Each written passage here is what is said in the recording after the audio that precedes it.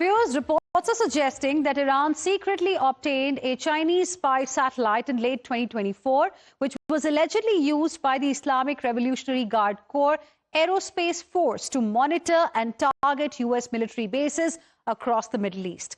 Leaked Iranian military documents reportedly show that the satellite provided imagery and some crucial data of major U.S. installations, including before and after drone and missile strikes.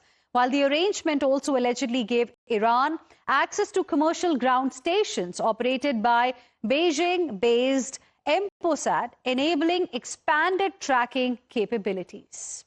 And now we have some breaking inputs coming in as the United States of America has declared full control of the Strait of Hormuz.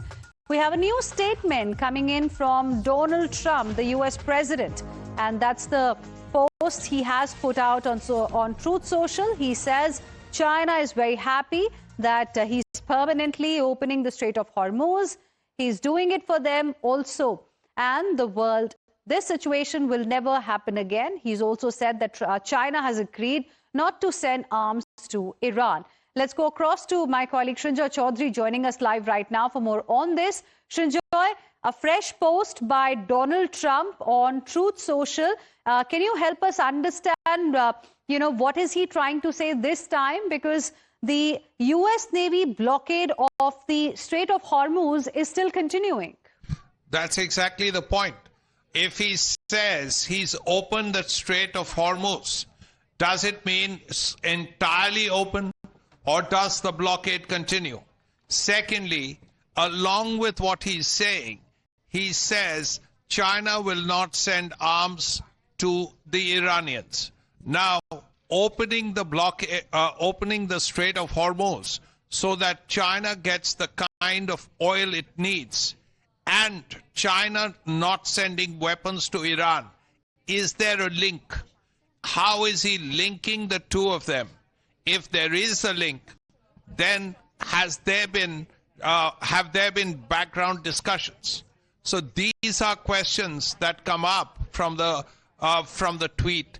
Actually, the tweet, important as it is, it's very important. It's probably one of the most important developments in recent days.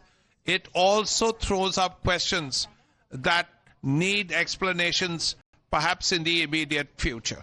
Okay.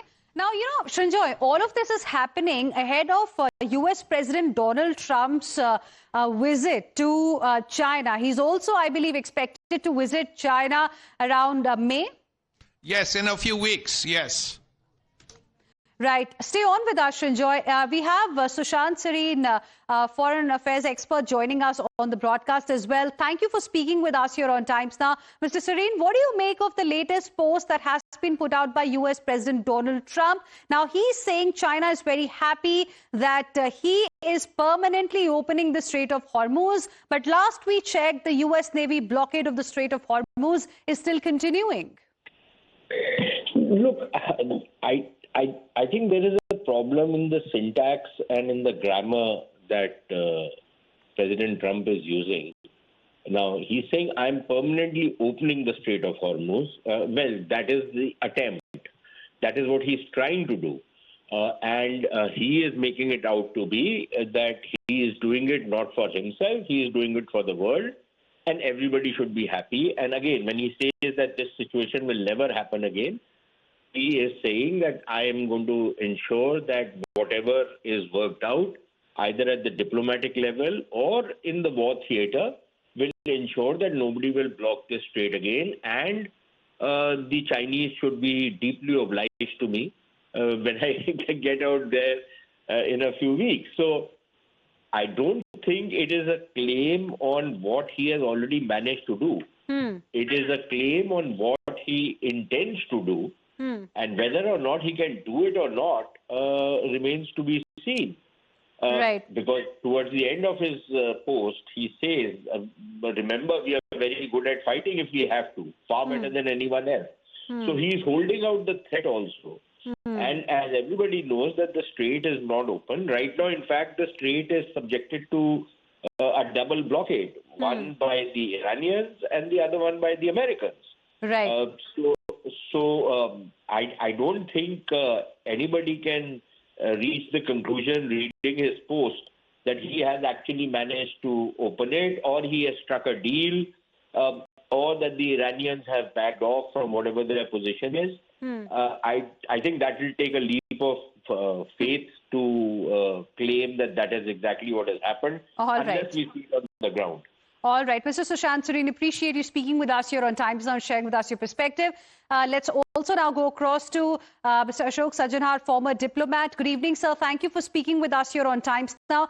You know, almost on a daily basis, ever since the war has started, the morning begins with some kind of hope, some kind of positive news. Like this morning, we started our day by saying, you know, maybe the war might end soon because there's likely to be a second round of talks. Then Trump also said something about ending the war very soon. But now he's confused us all again. Now he's declaring that he's permanently opening the Strait of Hormuz. He's also declaring that China has agreed to not send weapons to Iran. What do you make of it?